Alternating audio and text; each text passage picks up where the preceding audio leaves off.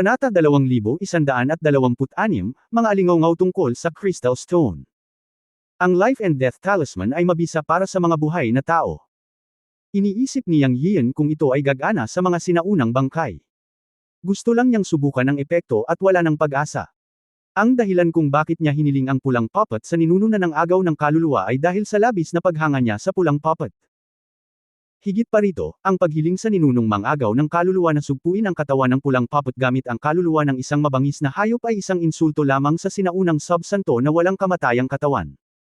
Mas mabuti pang hingin ito. Kung tungkol sa damdamin ng ancestor na nang-aagaw ng kaluluwa, wala siyang pakialam. Nang bitawan ng soul-snatching ancestor ang kontrol ng Red Puppet, binaril ni Yang Yian ang isang life and death talisman sa katawan ng Red Puppet. Pagkatapos ay lumitaw ang isang kakaibang eksena.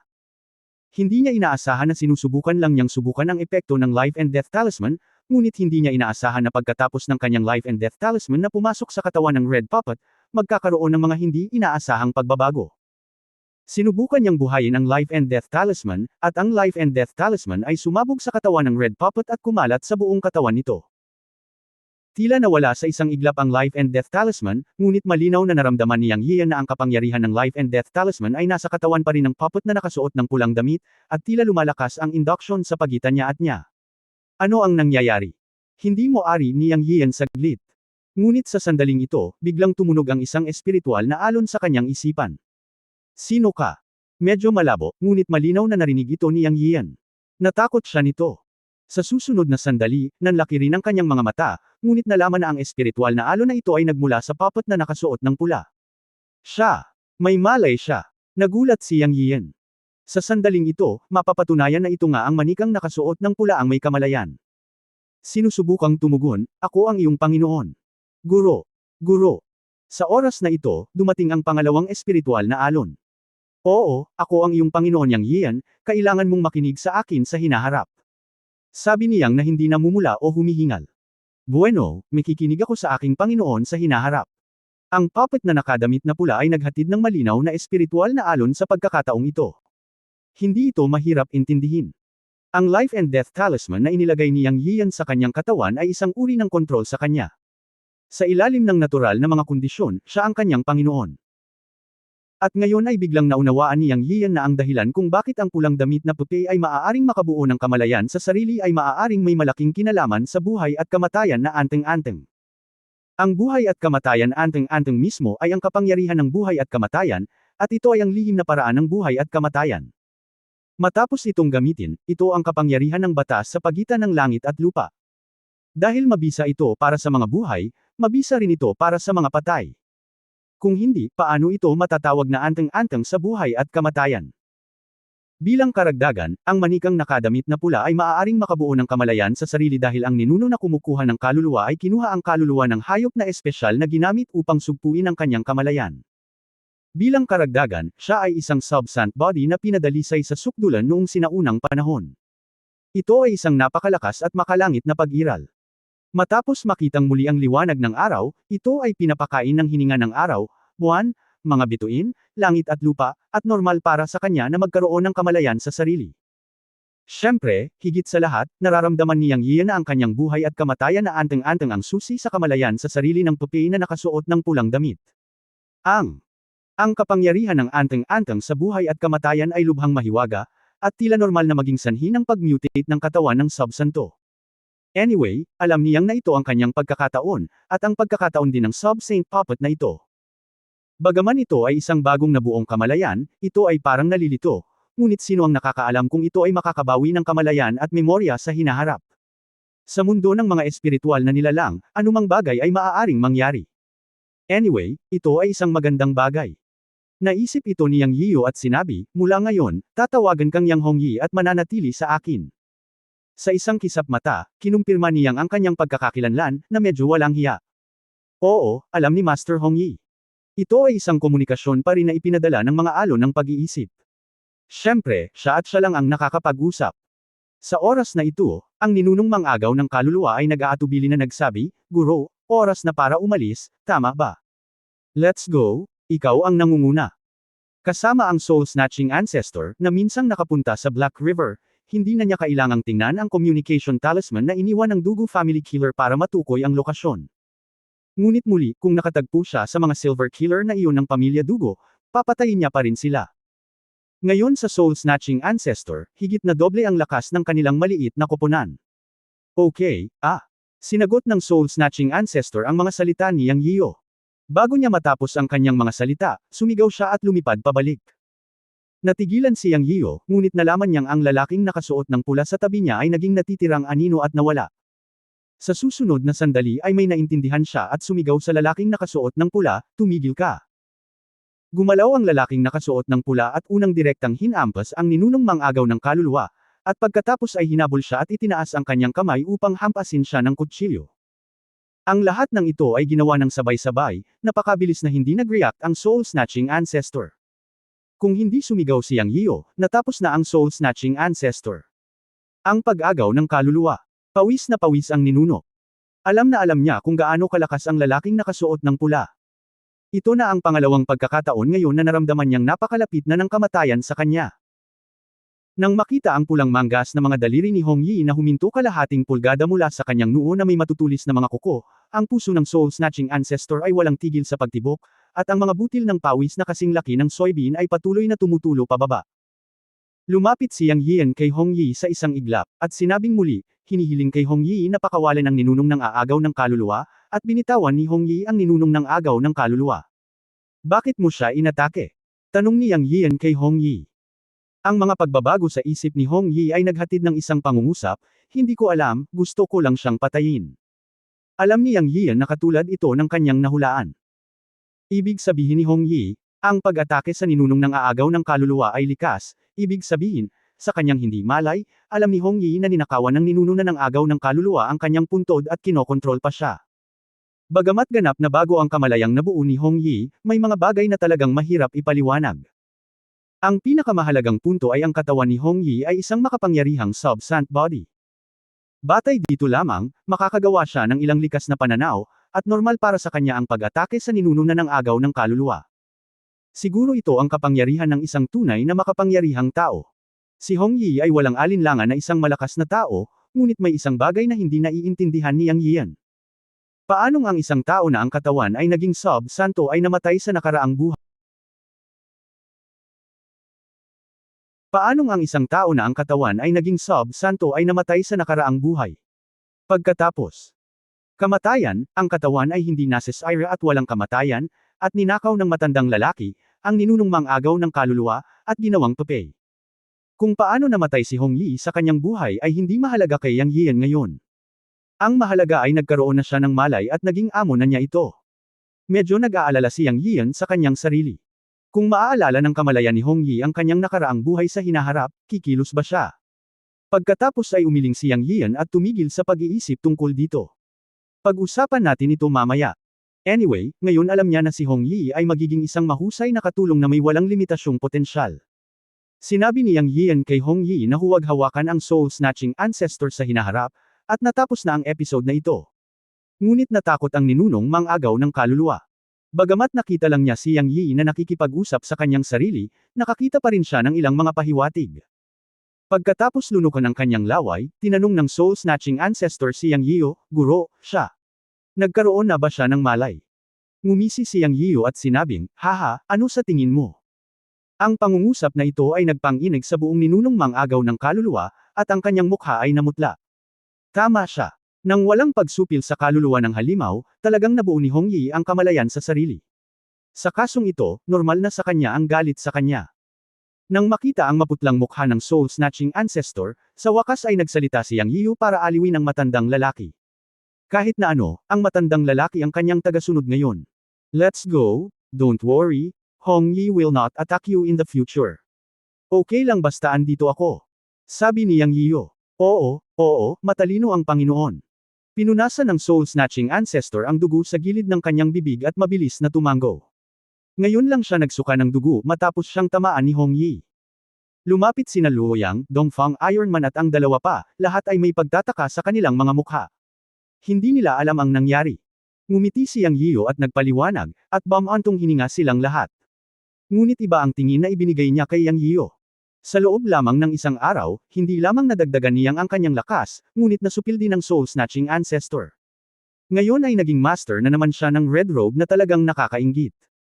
Makalipas ang isang buwan, pinangunahan ng soul-snatching ancestor si Yang Yiyu at ang kanyang partido sa malawak na Black River. Napakalawak ng ilog kaya hindi mo makita ang gilid sa isang sulyap. Tinawag itong itim na ilog, ngunit talagang tinitingnan ito ni Yang Yiyu na parang dagat. Ang kalidad ng tubig ay ganap na kulay ng tinta, at ang pangalan ng Black River ay nagmula rin sa kalidad ng tubig. Guro, kailangan nating tumalon sa ilog itim. Ang kayamanan ng ilog itim ay ang kuweba ng dakilang hari ng demonyong si Crystal Lion noong sinaunang panahon. Ang kuweba ay nasa ilalim ng ilog itim. Ito ay bumubukas minsan sa bawat 10,000 taon. Sa pagkalkula ng oras, ang kuweba ay nabuksan sa panahong ito, sabi ng ninuno na nang-aagaw ng kaluluwa. Then let's go. Ano pang hinihintay mo? Inilibot ni Yang Yiyu ang kanyang mga mata at sinabi. Sinabi ng soul-catching ancestor na may seryosong mukha, Guru, ang Black River ay hindi isang ordinaryong tubig ng ilog, ito ay napakabigat, kaya dapat tayong maging handa bago bumaba. Para labanan ang gravity ng tubig ng Black River, kailangan mo ng mana defense. Kung mas malalim ka, mas mabigat ang gravity. Ang mana upang suportahan ito ay dapat na napakalaki. Kung hindi mo ito masuportahan, ito ay lubhang mapanganib. Mayroon ding mga hayop sa tubig sa ilalim ng ilog, at kailangan mong maging magbantay. Ang ibig kong sabihin ay ang lahat ay dapat maging mapagbantay at gumawa ng isang mahusay na trabaho sa pagtatanggol. Maghanda ng sapat na mga batong engkanto upang mapunan ang mana. Kung sapat ang mana, hindi tayo malalagay sa panganib. Siyempre, ito lang ang kailangan nating gawin pagkatapos makapasok sa Black River. Pagkapasok sa kuweba, isa na namang sitwasyon. Maraming panganib. Tumango si Yang Yiyu upang ipakita na naiintindihan niya, at iwinagayway ang kanyang kamay upang bigyan ang bawat tao ng 5 o 10 espiritual na peach. Ang espiritual na mga puno ng prutas na peach sa espasyo ng Chenkun Pot, maliban sa Mother Tree, ay nilinang lahat ng kanyang mga buto. Hindi ito limitado. Marami na siyang inimbak. Bahala na. Ang epekto ay hindi kasing ganda ng Mother Tree Spiritual Peach, ngunit hindi ito masama. Ito ang pinakaangkop para sa muling paglalagay ng mana. 10 espiritual na peach bawat tao ay magagamit ng lahat sa mga emergency. Ang lahat ay hindi magalang sa kabutihang loob ni Yang Yiyu, dahil lahat sila ay miyembro ng pamilya. Alam ni Dongfang Tairen na maraming sikreto si Yang Yiyu, kaya malaking bagay para sa kanya na magbigay ng ganitong uri ng espiritual na peach. Nakangiting tinanggap niya ito at hindi nagtanong kahit isang tanong. Lahat ng tao may sikreto. Ang pinahahalagahan ni Dongfang Tairen ay hindi ang espiritual na peach, ngunit hindi siya tinatrato ni Yang Yiyu bilang isang tagalabas. Tanging ang soul capture ancestor ay medyo nasa sabik. Hindi niya inasahan na si Yang Yiyu ay napakatapat at hindi masyadong manipis ang balat.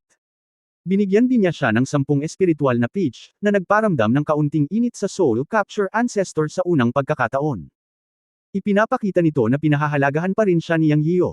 Natural, kailangan niyang pasalamatan siya ng husto at purihin siya. Pagkatapos maghanda, inutusan ng soul capture ancestor ang lalaking nakabaluti na itim na tumalon muna sa Black River. Ngayon ang tanging taong kayang kontrolin ng soul capture ancestor ay ang lalaking nakabaluti na itim. Tinanong ni Yang Yiyu ang soul-snatching ancestor kung sino ang mas malakas, ang black armor o ang red clothes. Sumagot ang soul-snatching ancestor na pareho silang mga sub-saint level na katawan. Ang black armor ay may kaluluwang hayop na nagkaroon ng katalinuhan, ngunit ito ay mas mahina kaysa sa hayop na nasa pulang damit. Ang makapangyarihan ng beast soul na tinatakan niya sa red clothes, ngunit wala itong katalinuhan, kaya naman ang black armored man ay mukhang mas mahina kaysa sa red clothes. Pagkatapos ay tumalon sa Black River ang soul-snatching ancestor, ang Eastern Iron Man, Luo Yang, at Zek Xiang, at pinangunahan ni Yang Yiyu ang red clothes papunta sa Black River sa dulo upang hawakan ang kuta. Bilang para kay Jing Ken, hindi siya pinakawalan ni Yang Yiyu mula sa Chenkun Pot. Si Jing Ken ay nasugatan noon, kaya hinayaan niya itong gumaling sa Chenkun Pot space. Siyempre, natakot si Yang Yiyu na menace siya, kaya inayos niya doon ang Diyos at Demon Bird, ang Sawtooth Bird King, Meng Tian, at Niu Xiaozi. Sila ay medyo mahina, kaya mas mabuting huwag makipagsapalaran. Sa pagsasalita tungkol kay Meng Tian, natural na pinatay ni Yang Yiyan ang ilan sa mga ninuno na ng agaw ng kaluluwa, at ang mga ninuno na ng agaw ng kaluluwa na kumokontrol kay Meng Tian ay natural na inalis, at walang malaking problema. Pagkatapos mag-usap, kasama si Meng Tian, alam ni Yang Yiyan na hinahabol siya ni na Meng Tian at Zek Xiang ng magkasama, ngunit nagkalat sila at naglibot-libot. Nang makilala nila ang ninunong ng aagaw ng kaluluwa, sila ay nahuli at nakapasok sa lupang sinumpang. Bagamat dumanas ng sakuna si Meng Tian, nakakuha rin siya ng mga benepisyo.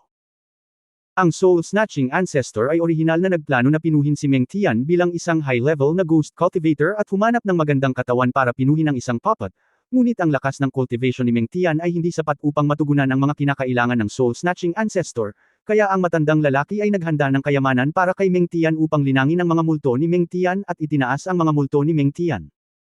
Ang lahat ay orihinal na kinakalkala ng napakahusay, ngunit sa kasamaang palad, ang mga kalkulasyon ng tao ay hindi kasing ganda ng sa Diyos. Sa huli, ginawa ang lahat para kay Yang Yian. Ang grupo ay bumagsak sa Black River at nagsimula ng isa pang mas mapanganib na pakikipagsapalaran. Ang tubig ng Black River, gaya ng sinabi ng soul-catching ancestor, ay talagang may matinding gravity. Sa kabutihang palad, ang lahat ay handa at mabilis na umangkop dito, dahan-daang patungo sa isang lugar sa madilim na ilog na itim.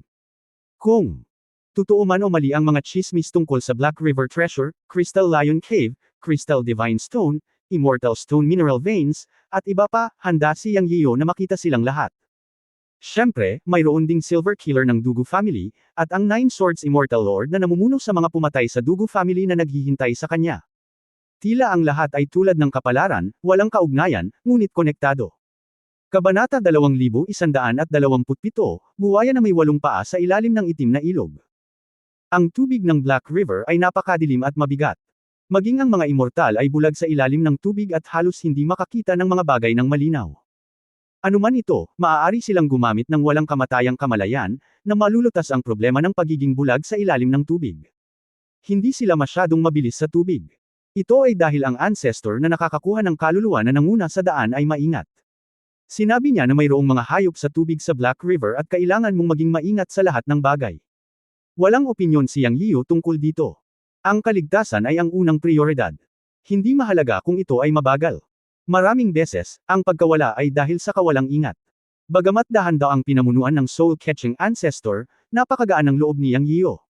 Pagkatapos ng lahat, ang lahat ay pupunta sa yungib ng dakilang hari ng demonyo sa prehistoric na panahon. Hindi masamang mag-ingat. Ayon sa soul-catching ancestor, ang pagsisid ng 1,000 metro ay ang ilalim ng Black River Lake. Ang lalim na ito ay hindi masyadong malalim para sa kanila. Ang pagsisid hanggang sa ibaba, ang lahat ay napakapuyat, at wala silang nakita pagkatapos ng pagsisid ng 500 metro. Dahil dito, medyo na-relax ang tense na nerves ng lahat. Sa oras na ito ay may kakaibang nangyari. Hualala! Malabo na narinig ni Yang Yiyo ang tunog ng tubig na umaagos palabas. Normal lang na mangyari ang tunog na ito sa labas, ngunit medyo kakaiba sa malalim na tubig. Mag-ingat kayong lahat, baka may water beast na papalapit sa atin. Ang tinig ng soul-catching ancestor ay tumunog, na nagpaalerto sa lahat. Nasa likuran si Yang Yiyo, at gumaan ang pakiramdam niya nang tumingin siya sa lalaking nakasuot ng pulang damit sa tabi niya. Speaking of it, iba talaga ang lalaking nakasuot ng pula. Gumamit ang lahat ng mana upang ipagtanggol laban sa gravity ng itim na tubig, ngunit ang lalaking nakasuot ng pula ay walang mana o kapangyarihan, ngunit hindi siya naapektuhan sa tubig. Para siyang ganap na isinama sa itim na tubig, na babaluktot at libre. Naisip niya sa kanyang sarili na maaaring ito ang kapangyarihan ng sinaunang katawan na nagpapadalisay at walang kamatayang katawan. Ang isang laman na katawan ay maihahambing sa, o kahit na lumampas sa lakas ng walang kamatayang mga sandata, at maaaring makabuo ng kamalayan sa sarili at magbago sa isang bagong buhay. Bagamat hindi ito isang cultivator, isang demon cultivator, o iba pang sistema ng paglilinang, mahirap makita kung anong kaharian ng lakas mayroon ito. Siyempre, imposibleng tukuyin ang isang sistema para kay Hong Yi, ngunit mayroon siyang walang limitasyong potensyal. Sa kasalukuyan, tila kaya niyang labanan ang Great Perfection ng Immortal King. Para sa mga malalakas na tao sa antas ng Immortal Emperor, hindi alam ni Yang Yiyo kung makakalaban sila ni Hong Yi. Malalaman lang niya ito kapag nakilala niya ito sa hinaharap, ngunit naisip niya na magagawa niya ito. Ang makapangyarihang katawan ni Hong Yi sa antas ng Sub Santo ay naipakita na noong ginamit niya ang 5 Thunder Purple Leaves. Noong lumaban siya noon, ginawa lang ng 5 Thunder Leaves na medyo magulo ang buhok ni Hong Yi, at walang pinsala sa katawan. Mula sa puntong ito, makikita kung gaano kalakas ang katawan ni Hong Yi. Hindi talaga maisip ni Yang Yiyo kung saan ang limitasyon ng kanyang katawan. At naalala rin niya na sinabihan siya ng matanda at ng Diyos at demonyong ibon na dagdagan ang kanyang pisikal na temper. Ang sabi-sabi na ang pisikal na katawan ng landas ng paglilinang ay maaaring maging banal ngayon ay tila totoo. Kung isang araw sa hinaharap, linangin niya ang kanyang pisikal na katawan sa antas ng subsanto at maabot ang rurok ng immortal na mundo, iniisip ko kung ano ang magiging hitsura nito. Siya. Magtakda ng isang layunin para sa kanyang sarili sa kanyang puso upang linangin ang kanyang pisikal na katawan ng sabay-sabay. Hindi niya masyadong pinapansin ang aspetong ito noon. Ngunit ngayong nakita na niya ang mga lalaking nakasuot ng pula at nakabaluti na itim, talagang nakikita na niya ang kanilang potensyal. Kung gusto ng iba na palamigan ang kanilang katawan, malamang na marami silang pagbabawal. Una sa lahat, kailangan mong magkaroon ng isang pamamaraan na maaaring magpainit ng iyong katawan sa sukdulan. Ngunit mayroon siyang Chen-kun body tempering technique. Naniniwala si Yang Yiyu na ang Chen-kun body tempering technique ay talagang ang nangungunang teknik sa mundo ng mga tempering technique. Kung pinahihintulutan ng mga kondisyon, tiyak na susuportahan siya nito upang maiinit ang kanyang katawan sa antas ng subsanto. Baka mas mataas pa. Dahil ang pamamaraan na ito ay nasa Chen-kun pot, at ito ay parehong panloob at panlabas. Sa katunayan, siya ay palaging nasa landas ng panloob at panlabas na paglilinang, ngunit talagang wala siyang pakialam sa paglilinang ng kanyang katawan. Sa bawat oras na siya ay nagalit at nagsasanay, siya ay nagsasanay kapag siya ay nakatagpo ng tamang pagkakataon at kondisyon. Siya ay hindi kailanman aktibong nagsasanay sa totoong kahulugan. Nakita niya ang kapangyarihan ng katawan sa lalaking nakasuot ng pula. Hindi niya inaasahan na ang paglilinang ng katawan ay maaaring maging napakalakas. Maging ang tunay na katawan ay naging santo. Siya ay palaging naniniwala na ang kanyang nakita at narinig ay nakatuon sa paglilinang ng mana, at kakaunti ang mga tao na tumahak sa landas ng pisikal na kaliwanagan. Itinuring ng mga magsasaka sa mundo ang pisikal na paglilinang bilang isang pantulong sa paglilinang ng mana, at hindi ito itinuring na landas patungo sa kaliwanagan. Ngayong naisip niya ito, maaaring ito ay isang problema ng limitadong mga kondisyon. Dahil ang natutunan niya tungkol sa paraan ng pisikal na paglilinang mula sa matanda ay ang sitwasyong ito. Naalala ni Yang Yiyu ang bagay na ito sa kanyang puso at naghanda na bumalik upang hanapin ang Diyos at Demon Bird para magtanong tungkol sa sitwasyon. Si Yang Yiyu ay nag-iisip tungkol sa pisikal na pagsasanay sa kanyang puso, at ang Soul Capture Ancestor sa kanyang harapan ay muling ipinadala ang mensahe. Ito nga ay isang water beast, ang 8 paa na buwaya na natatangi sa Black River, at ito ay isang grupo ng mga water beast. Lahat, tandaan na kumapit at huwag umatake. Ang lakas ng pag-atake ng bawat buwaya na may 8 paa ay hindi masyadong malakas, ngunit ang grupo ay napakalaki, at mayroong 10,000 o 100,000 sa kanila kapag lumabas sila. Kung hindi natin sila sisigawan, sa pinakamaraming sisingilan nila tayo, ngunit kapag nagalit tayo sa kanila at nabunutan ng dugo, ang mga buwayang ito na may 8 paa ay mapupuyat at magiging mabangis na hayop sa tubig, at dadami ang kanilang mga katawan. Sa oras na iyon, kahit ang isang malakas na Immortal Emperor ay matatakot sa epekto. Ang Cursed Land mismo ay bahagi ng Lesser Primordial World. Karamihan sa mga nilalang na ito ay mga inapo ng mga produkto ng Primordial World. Pagkatapos ng mutation, wala silang karunungan, kabangisan lamang, at napakahirap harapin. Ito ang dahilan kung bakit ang lugar na ito ay tinatawag na lupang sinumpang. Matapos may padala ng Soul Capture Ancestor ang mensahe, idinagdag niya, narito na, tandaan na ipagtanggol ang iyong sarili, kumapit ka, at magiging maayos ka pagkatapos ng pag-atake. Hualala. Ang mga alon sa ilalim ng tubig ay humampas sa isang iglap, nilunod ang mga ito sa isang iglap. Mabuti na lang at natanggap ng lahat ang voice transmission mula sa Soul Snatching Ancestor, at nakahanda sila sa pag-iisip, kaya hindi sila nataranta at hinayaan silang tamaan ng mga buwaya na may 8 paa. Kung tutuusin, bagamat maraming buwaya na may 8 paa, hindi lahat sila ay tinamaan, kaya natiis nila ito. Ang walang kamatayang kamalayan ni Yang Yiyan ay malinaw na napansin na ito ay isang hayop sa tubig na may itim na katawan at kapareho ng kulay ng itim na tubig ng ilog. Ito ay halos tulad ng isang buwaya, ngunit ang katawan nito ay mas maliit kaysa sa isang buwaya, iyon ay, kalahating metro ang haba, na may makapal na braso, 8 paa, at kaliskis na kasing laki ng mga kuko sa buong katawan nito. Ito. Hindi mukhang napakabangis, ngunit tulad ng sinabi ng ninunong mang-agaw ng kaluluwa, ang bilang ng mga grupo ay napakarami. Sa walang kamatayang kamalayan, hindi mabilang ang nakita, na sumasakop sa isang lugar na higit sa 1,000 metro. Ito. Nilagpasan sila ng napakabilis, na hindi maiwasang matamaan sila. Ngunit sa kabutihang palad, lahat ay handa. Matapos ma-activate ang magic power, gumawa sila ng magandang depensa sa labas ng katawan. Bagamat maraming buwaya na may 8 paa, nakayanan nila ang epekto. Ang malaking grupo ng mga buwaya na may 8 paa ay napakasiksik na talagang nagpamanhid ng anit ng mga tao nang makita nila ito sa walang kamatayang kamalayan. Nagpapasalamat si Yang Yiyan na mayroon siyang soul-snatching ancestor, na tumawid sa Black River minsan sa 10,000 taon. Kung hindi niya pinaalalahanan, marami na silang napatay. Pupuko sana ng dugo ang bangis ng mga buwaya na may 8 paa at mahihirapan sila. Kaluskos, kaluskos. Ang mga mapurol na tunog ay patuloy na dumarating at tumama sa lahat. Lahat ay nakatiis sa epekto. Ngunit sa susunod na sandali, nalaman ni Yang Yian na nakalimutan niya ang isang problema. Ang mga depensa ng ilan sa kanila, kabilang ang itim na baluti, ay pinananatili ng mana, na medyo malambot.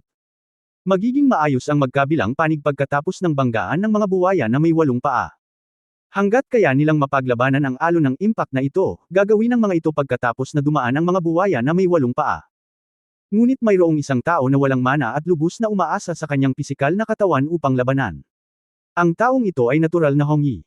Hindi nag-alala si Yang Yian na si Hong Yi ay matamaan ng mga buwaya na may 8 paa, ngunit nag-aalala siya sa mga buwaya na may 8 paa. Dahil alam na alam niya kung gaano kalakas ang pisikal na katawan ni Hong Yi. Kung ihahambing, ang mga buwaya na may 8 paa ay tumatama lamang sa mga bato. Siguradong magreresulta ito sa madugong ulo. Kapag naamoy ng mga buwaya na may 8 paa ang dugo, hindi ba sila mapupukaw sa pagiging mabangis? Sa pag-iisip ng tanong na ito, nabigla si Yang Yiyo. Kasabay nito, ang tinig ng Soul Capture Ancestor ay tumunog din, "Guro, gamitin ang iyong magic power para protektahan si Hong Yi ng mabilis." Masyadong malakas ang kanyang katawan. Kung tamaan siya ng mga buwaya na may 8 paa, tiyak na. Bueno, bago niya natapos ang natitirang mga salita, ang ninuno na huli ng kaluluwa ay biglang tumigil dahil huli na ang lahat. Isang pagsabog ng impact ang dumating, at ang mga buwaya na may 8 paa na tumama kay Hong Yi ay isa-isang pumutok, at agad na kumalat ang amoy ng dugo. Ang utos ni Yang Yiyo ay hayaang hindi gumalaw si Hong Yi. Ngayon, hindi gumalaw si Hong Yi, pero natapos na ang mga buwaya na may 8 paa na tumama sa kanya. Sa isang iglap, daan-daang buwaya na may 8 paa ang tumama kay Hong Yi at ang kanilang mga ulo ay nabali at dumudugo. Sa sumunod na sandali, kumukulo ang buong ilalim ng Black River. Ito ay ang mga buwaya na may 8 paa na sumabog sa bangis sa ilalim ng pagpapasigla ng dugo. Mapait na ngumiti si Yang Yiyo. Ano ang problema? Sa halip, nagkagulo ang Natamon. Kabanata 2128 ang likas na kaaway ng Octopus Crocodile. Huli na para gumawa ng kahit ano ngayon, at sa huli hindi naman lahat kasalanan, aksidente lang. Sinong mag-aakalang magiging ganito? Ang mga buwaya na may 8 paa ay napukaw pa rin. Kaya't wala silang pagpipilian, lumaban o lumaban, kung hindi, ang mga buwayang ito na may 8 paa ay mag-evolve sa isa pang mas mabangis na anyo sa ilalim ng pagpapasigla ng amoy ng dugo. Hindi man sila mahina, hindi nila nakayanan ang pag-atake ng napakaraming buwaya na may 8 paa. Patayin! Ungol ni Yang Yian. Lahat ng tao ay bumaba sa ilalim ng ilog ng mabilis hanggat maaari. Sa pamamagitan lamang ng pagpasok sa Demon King's Cave mapupuksa natin itong mga buwaya na may 8 paa. Kasabay nito, tumunog ang voice transmission ng Soul Snatching Ancestor. Sa susunod na sandali na ang lahat ay sumambulat, hindi na sila makapaghintay na atakihin ang mga buwayang ito na may 8 paa. Ang mga buwaya na may 8 paa na minsang nag-evolve ay hindi nakakatuwa, at tila walang katapusang bilang ang mga ito. Nakakamanhid talaga ang anit ng mga tao. Kung hindi sila nag-away, hindi sila makakaalis. Sa oras na ito, lahat ay walang pakialam sa anumang bagay, at lahat sila ay kumilos sa isang iglap. Ang malalakas na aura ay kumalat sa Black River. Ang hindi mabilang na mga buwaya na may 8 paa ay nagtipon din mula sa lahat ng direksyon patungo kay Yang Yiyo at sa kanyang koponan. Boom boom boom. Pagkatapos ng laban, isang mapurol na tunog ang sumabog sa buong Black River. Lalong lumakas ang amoy ng dugo. Gaya nga ng sinabi ng Soul Snatching Ancestor, ang mga ganting atake ng mga buwaya na may 8 paa ay naging mas malakas at mas malakas. Sa katunayan, ang lakas ng epekto ay tumaas ng higit sa 1 beses. Naramdaman ni Yang Yiyo na ang mga buwaya na may 8 paa na tumatama sa kanyang katawan ay may mas malakas na mapanirang kapangyarihan sa depensa ng mana. Buti na lang at pakiramdam niya ay kaya pa niyang tiisin, ngunit ang depensa ay masisira sa malaot madaling panahon. Kaya't kailangan nating alisin ang mga buwaya na may 8 paa sa lalong madaling panahon. Ngunit sa kabutihang palad, na-control ng Soul Snatching Ancestor ang lalaking nakasuot ng itim na nasa harapan para pamunuan ang singil. Napakalakas ng momentum. Hindi ko alam kung anong sikretong paraan ang ginamit ng Soul Snatching Ancestor para kontrolin ang lalaking nakasuot ng itim. Ang lalaking nakabaluti na itim ay naging isang hilingan ng karne. Kahit saan siya dumaan, ang mga buwaya na may 8 paa ay naging blood mist at hindi na makakapasok. Nilabanan ng Soul Snatching Ancestor ang karamihan sa mga pag-atake sa harapan, na nagpababa ng pressure sa mga tao sa likod. Nakaharap sa hindi mabilang na grupo ng mga buwaya na may 8 paa, ang ulo at buntot ang pinakamaraming inaatake. Sa madaling salita, si Yang Yian, ang taong may hawak na linya sa likod, ay hindi gaanong inatake kaysa sa ninuno ng agaw ng kaluluwa. Ngunit hindi ito mahalaga sa kanya. Habang sumasayaw gamit ang kanyang mga kamay, ang mahiwagang kapangyarihan ng 12 Supremo ay patuloy na ginagamit, at pilit niyang pina-atras ng 2 metro ang mga buwaya na may 8 paa. 2 metro ang layo ay isang flesh wall na nabuo ng mga buwaya na may 8 paa, na parang bundok. Gamit ang mahiwagang kapangyarihan ng 12 Supreme at ang 5 mahiwagang kapangyarihan na ginamit ng magkasama, nagawa pa rin niyang harapin ang mga buwaya na may 8 paa. Sa kasong ito, ang grupo ay nagpatuloy sa paglipat patungo sa ilalim ng ilog, hindi mabilis ngunit hindi mabagal. Ang pangunahing dahilan ay napakaraming grupo ng mga buwaya na may 8 paa, kaya hindi sila makagalaw ng mas mabilis kahit na gusto nila. Makalipas ang kalahating oras, naramdaman ni Yang Yian na humigit kumulang 200 metro lang ang kanyang sumisid. Bilang karagdagan, sila ay nasa lalim na 500 metro noon. Ang kasalukuyang 200 metro ay malayo sa sapat. May 300 metro pa para marating ang ilalim ng ilog. Pakiramdam niya ay nagsimula nang bumagal ang takbo, ibig sabihin, parami ng parami ang mga buwaya na may 8 paa ang naaakit sa kanila. Alam ni Yang Yian na hindi ito gagana. Maaga o huli, ang mana ng lahat ay mauubos. Sa oras na iyon, direktang haharapin nila ang pag-atake ng mga buwaya na may 8 paa. Bukod sa pulang damit at itim na baluti, alam niyang hindi kayang tiisin ng pisikal na lakas ng lahat ang paos na pag-atake ng hindi mabilang na mga buwaya na may 8 paa. Kami dapat makahanap ng paraan sa lalong madaling panahon. Nang makita ang mga grupo ng mga buwaya na may 8 paa, hindi maipaliwanag na naisip ni Yang Yian ang ibong lagare. Bigla siyang may naisip na tanong. Magagawa ba ng sawtooth bird ang mga buwaya na may 8 paa? Siyempre, sa dami, ang 100,000 sawtooth bird sa kanyang Chenkun pot ay natural na hindi kasing dami ng hindi mabilang na 8 paa na mga buwaya dito, ngunit sa laki, ang sawtooth bird ay may ganap na kalamangan, at sa mga tuntunin ng lakas, ang sawtooth bird ay mas malakas kaysa sa 8 paa na buwaya. Ang tanging kahinaan ngayon ay ang isa ay isang mabangis na ibon na lumilipad, isang mabangis na hayop na kabilang sa langit, at ang isa ay isang hayop sa tubig sa tubig. Bukod dito, mayroong gravity sa Black River. I wonder kung makakaapekto ba ito sa sawtooth bird. Gayunpaman, naisip ni Yang Yian na silang dalawa ay mga inapo ng prehistoric bloodline, at ipinanganak sa mundo ng mga engkanto. Dapat ay walang problema sa pag-angkop sa natural na kapaligiran.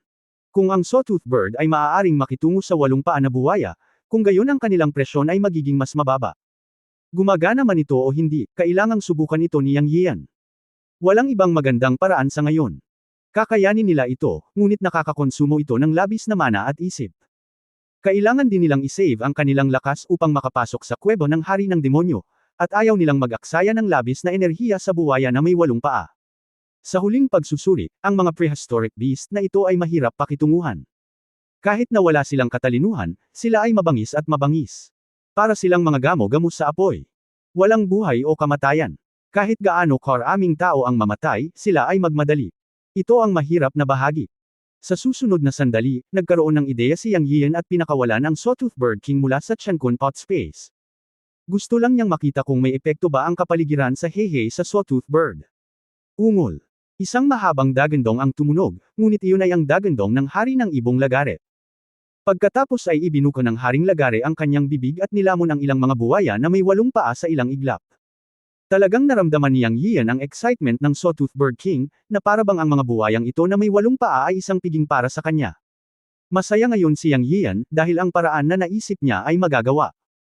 Bagaman ang bilang ng 100,000 sawtooth birds ay mas mababa kaysa sa mga buwaya na may 8 paa, tila ang mga sawtooth birds ang natural na mga kaaway ng mga buwaya na ito na may 8 paa. Talagang ang lahat ng bagay sa mundo ay kapwa nagpapatibay at nagpipigil sa isa't isa. Sa isang pag-iisip sa kanyang isipan, inilabas ni Yang Yian ang lahat ng 100,000 sawtooth birds mula sa espasyo ng Chenkun pot. Wow wow wow wow wow!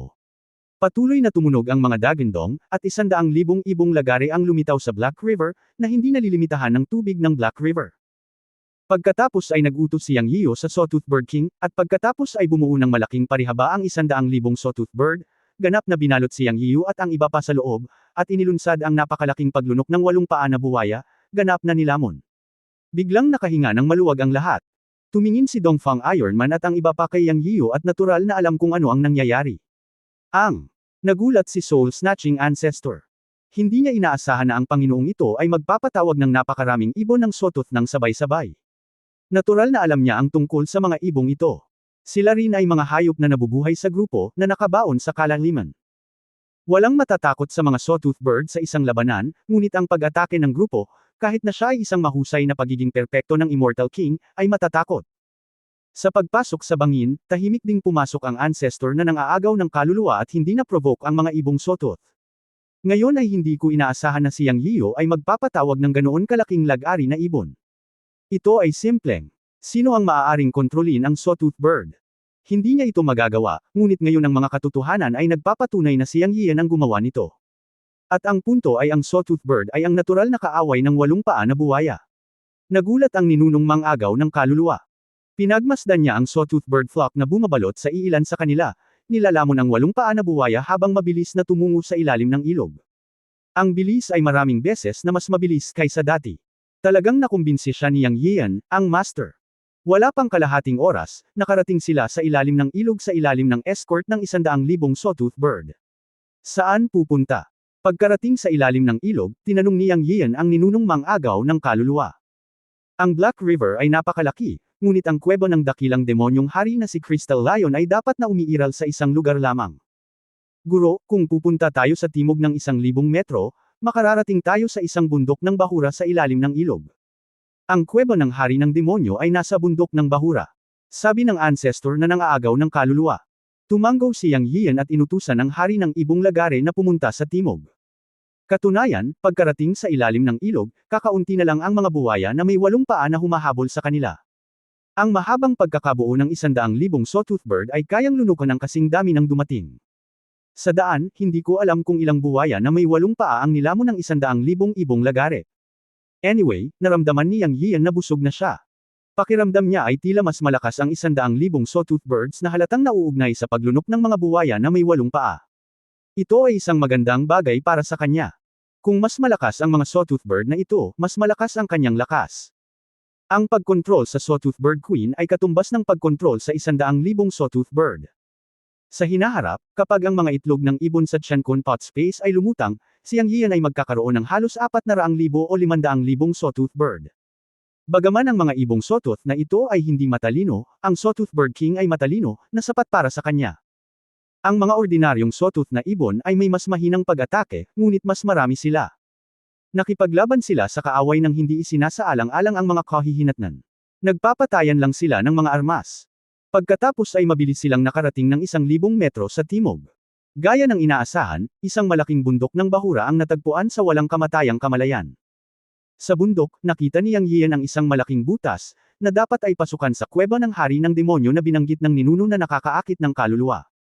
Pagdating dito, nawala ang 8 paa na buwaya na humahabol sa kanila, na pinagpiestahan ng 100,000 ibong lagare.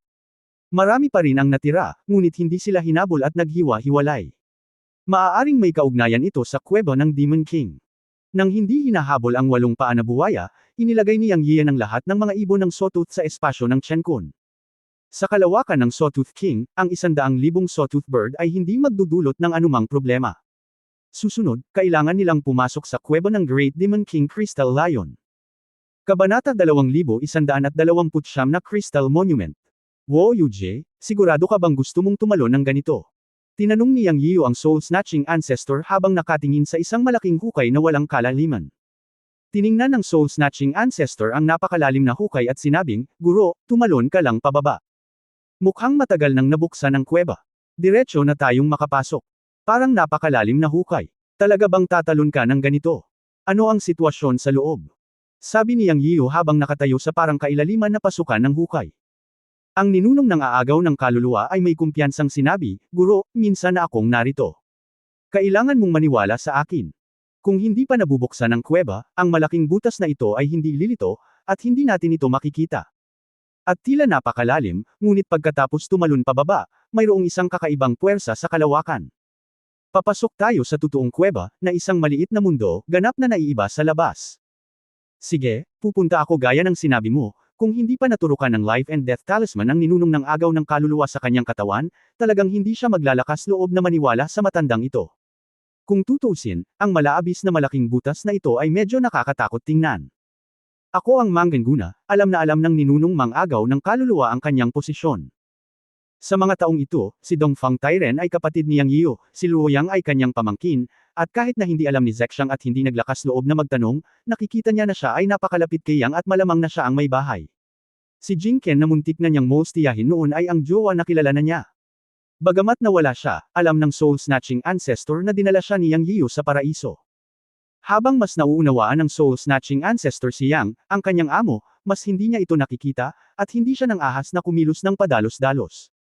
Para sa mga pakikipagsapalaran tulad nito, alam niyang kailangan niyang manguna, kahit man lang ay magkaroon ng magandang performance sa harap ni Yang Yiu. Bagamat sumuko na siya kay Yang Yiu, medyo nahiya pa rin ang soul-snatching ancestor.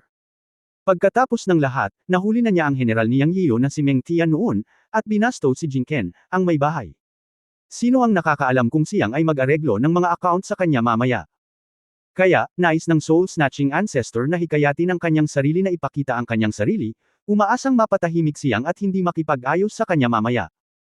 Si Wo Yuji, na naging isang matalinong tao, ay tinawag ang kanyang sarili na ninuno na ng aagaw ng kaluluwa. Sa oras na ito, napakalinaw ng kanyang mga iniisip, at tumalon siya sa malaking butas. Totoong hindi nasisiyahan si Yang Yian sa ninuno na ng agaw ng kaluluwa hanggang ngayon. Sino ang nagtanong sa matandang ito na asarin kahit ang kanyang babae? Gayunpaman, habang tumatagal, maganda pa rin ang pagganap ng soul-snatching ancestor, kaya wala siyang dahilan para pahirapan ang matandang ito. Nang makita ang soul-snatching ancestor na tumalon pababa sa parang kailaliman na malaking butas, ang sama ng loob niyang ay talagang nawala ng kaunti. Mula sa puntong ito, ang ninunong mang-agaw ng kaluluwa, na nagsanay sa loob ng 10,000 taon, ay talagang hindi nabubuhay ng walang kabuluhan, at ang kanyang haka-haka sa puso ng mga tao ay napakatumpak. Pagkatapos ay sunod-sunod na tumalon sina Yang Yian at Dongfang Iron Man. Nang tumalon sila sa malaking butas at sumisid ng 100 metro, talagang naramdaman nila ang pagkakaroon ng isang hindi nakikitang aura, na talagang hininga ng kapangyarihan ng kalawakan. Gaya nga ng sinabi ng soul-snatching ancestor, ang kapangyarihan ng aura na ito ay hindi nakakaramdam ng panganib, kaya walang lumaban. Oo nga naman, sa sumunod na sandali ay biglang naramdaman ng lahat na parang naipit sa kumunoy ang kanilang mga katawan, at parang dadaan sila sa isang uri ng harang. Ito ay isang hindi nakikitang puwersa, ngunit walang panganib. Medyo mabagal ang proseso. Pagkaraan ng ilang minuto, lahat ay nakaramdam ng liwanag sa kanilang mga katawan, at ang kanilang paningin ay naging maliwanag, at bigla silang naging malinaw. Oo naman. Sapat na, lumitaw ang isang malayang maliit na mundo. Walang itim na tubig, walang kadiliman, kundi mga bundok, tubig, at kagubatan. Tila isang maaliwalas na langit, ngunit walang araw. Nagkaroon ng isang sinaunang at pagbabago ng buhay sa himpapawid, na siyang lasa ng primitive na mundo. Master, papasok na kami. Umalangaw-ngaw sa aking pandinig ang tinig ng nakakabighaning kaluluwa. Si Yang Yian ay umangkop sa kapaligiran. Tumingin siya sa likuran niya at nakita niyang dumating na ang lahat.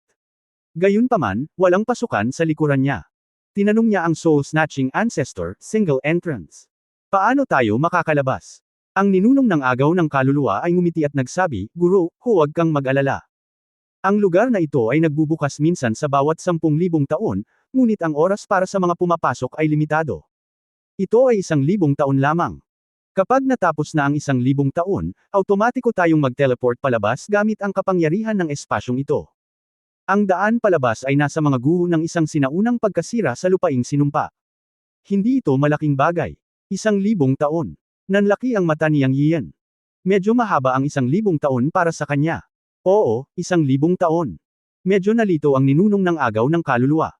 Medyo mahaba, medyo nanlumo si Yang Yian, ibig bang sabihin, pagpasok ko, kailangan kong maghintay ng 1,000 taon para makalabas.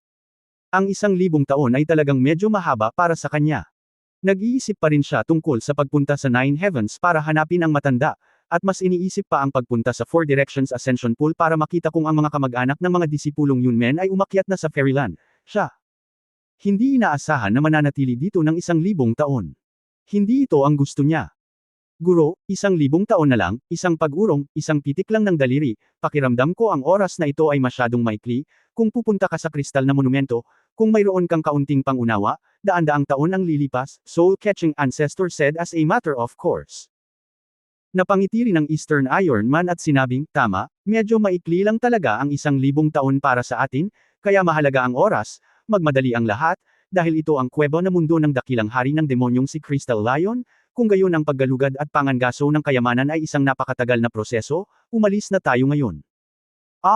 Medyo nagulat si Yang Yio, 1,000 taon, sa kanyang opinyon, ito ay talagang napakatagal. Kung titingnan ng mga taong ito, kasama sina Luoyang at Zexang, tila hindi nila iniisip na napakatagal ng 1,000 taon. Naisip ito ni Yang Yio at naunawaan na ito ay may kaugnayan sa kanyang kapanganakan. Siya ay isang mortal na naglilinang ng Taoismo at ipinanganak sa lupa. Ang kanyang paningin mula pagkabata hanggang sa pagtanda ay nagpasya ng kanyang pattern ng oras. Sa daigdig, ang mga taong nabubuhay sa loob ng 100 taon ay tunay na mahaba ang buhay, kahit na sumakay sila sa landas ng paglilinang, at ngayon ay naglilinang upang maging mga immortal at maabot ang fairyland. Ang konsepto ng oras na ito ay napakalalim. Bukod dito, sina Dongfang Tairen at Luoyang ay isinilang lahat sa immortal na mundo, at ang oras ng kanilang kapanganakan ay nakatakdang maging mas kahanga-hanga kaysa sa kanya.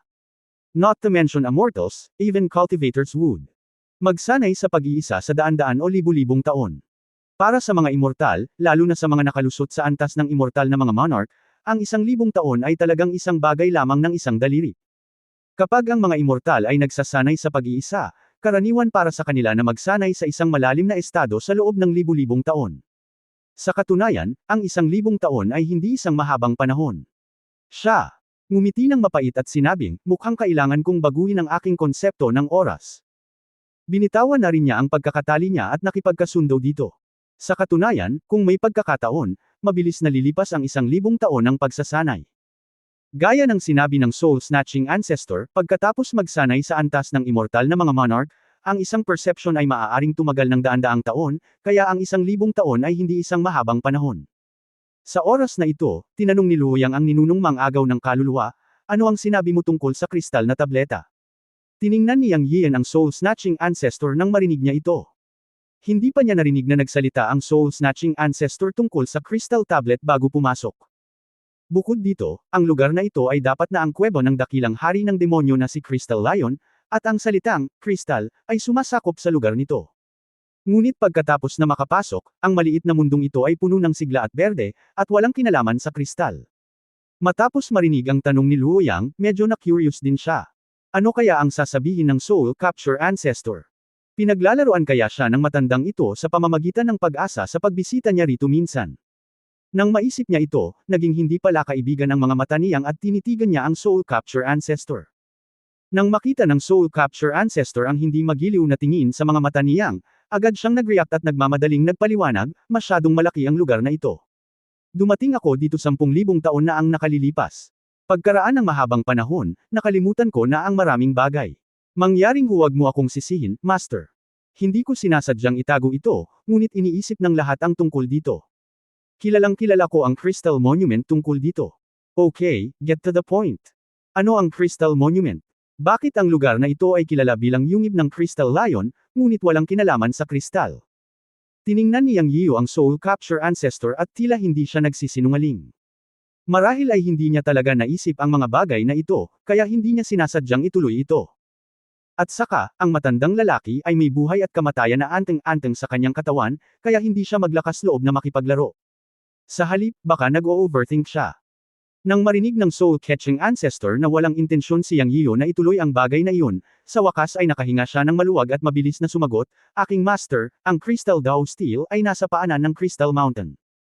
Hindi ko alam kung paano ito nakarating doon, ngunit sa tingin ko ito ay itinayo ng dakilang Demon King noong nilikha niya ang kuweba. Pumasok sa Dao at magsanay ang lahat ng nabubuhay na nilalang napapasok dito upang makita ang Crystal Dao Steel, ngunit kakaunti lamang ang makakaintindi ng anuman mula rito. Chapter 2130 Sino ba ang ayaw maging malakas? Patuloy na sinabi ng The Soul Snatching Ancestor, kung tungkol sa mga bagay na hindi mo pa nakikita na may kaugnayan sa kristal, iyon ang lugar. Ang tinatawag na Crystal Cave ay talagang isang malaking iceberg, na matatagpuan sa gitna ng mundong ito. Nakikita natin ito pagkatapos maglakad ng daan-daang milya. Ang Crystal Mountain ay ang pugad ng Crystal Lion. Sa loob ng malaking iceberg ay ang pugad, ngunit ito ay nahahati sa dalawang lugar. May makapangyarihang puwersa. Pagpasok ko 10,000 taon na ang nakalilipas, sa unang palapag lang ng Crystal Cave ang napuntahan ko. Wala akong lakas para lumalim pa. Ngunit huwag mag-alala, Master. Sa pagkakataong ito papasok ako, tiyak na dadalhin kita sa mas malalim, ngunit kung mahahanap natin ang Crystal God Stone ay nakasalalay sa pagkakataon. Nang marinig ang sinabi ng soul-snatching ancestor, naunawaan ni Yang Yiyu at ng iba pa at ito ay makatwiran. Matapos maunawaan ang ilang mga isyo, nagpatuloy sila sa pagsulong.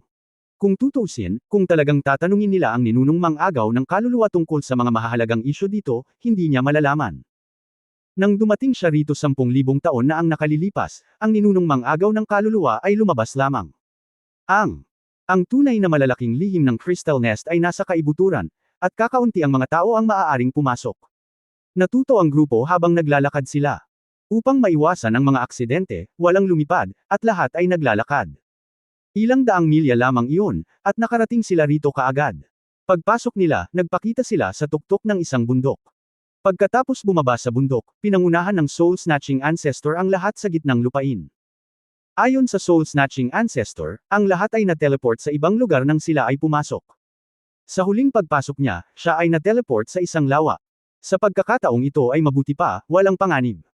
Ang kuweba ng Great Demon King Crystal Lion ay ang maliit na mundong ito, at ang sentrong lokasyon ng maliit na mundong ito, ang Crystal Mountain ay ang pugad ng Great Demon King Crystal Lion, at ito rin ang core ng buong maliit na mundo. Ang isa pang punto ay ayon sa soul-snatching ancestor, ang lugar na ito ay maaaring magkaroon ng higit sa isang pasukan. Kailangang may mga pasukan sa ibang mga lugar sa isinumpang lupain, at ang isinumpang lupain ay konektado sa maliit na sinaunang lupain, dahil marami na siyang nakitang tao dito 10,000 taon na ang nakalilipas, at ang mga taong iyon ay hindi lahat ay pumasok mula sa ilog na itim. Sa kabaligtaran, ang maliit na mundong ito ay hindi mapanganib, at walang mabangis na sinaunang panahon na mga hayop na natagpuan.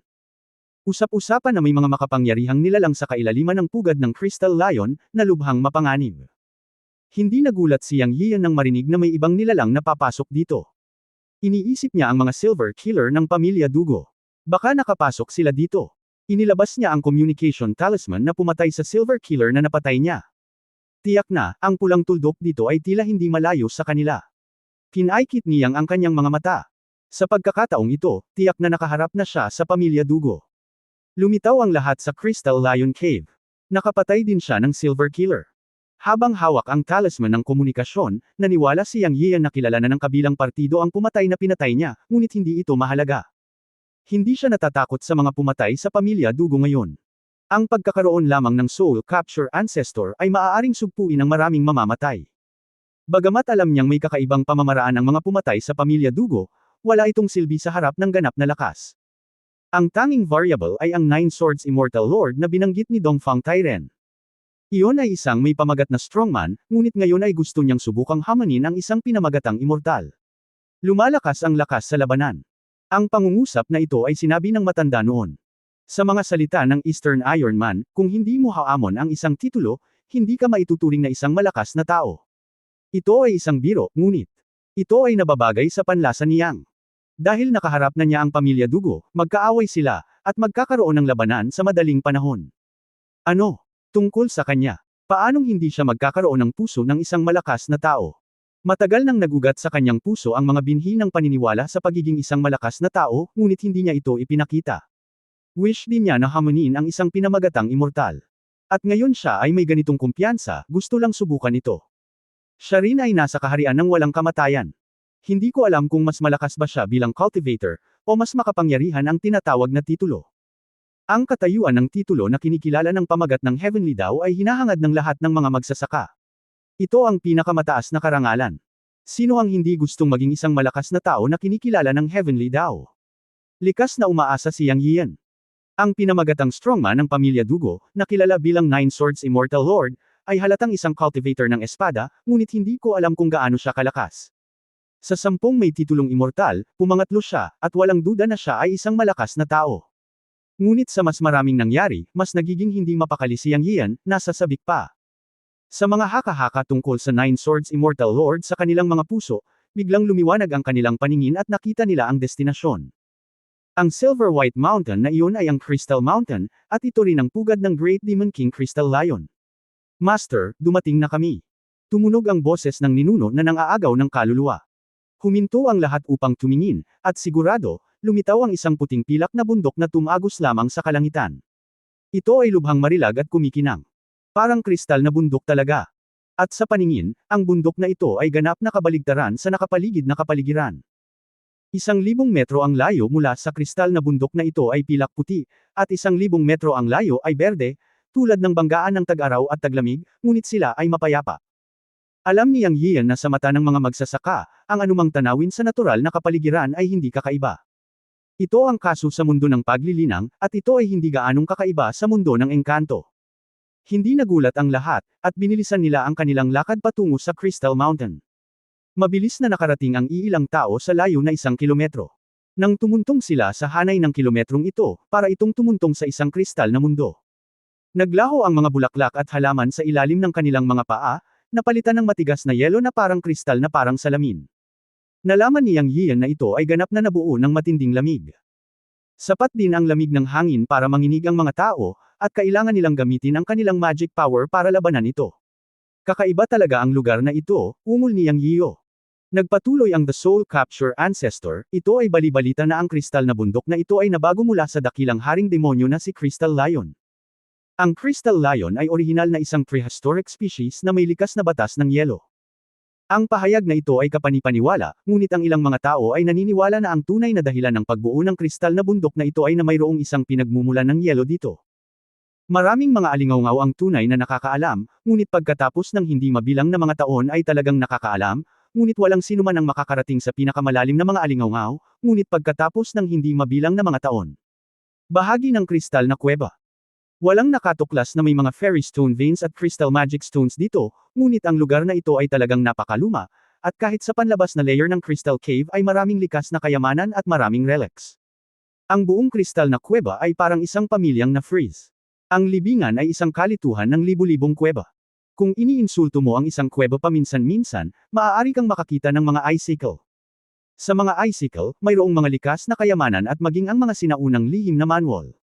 Ang Crystal Lion Cave na ito ay puno ng mga pakikipagsapalaran, ngunit puno rin ng mga panganib.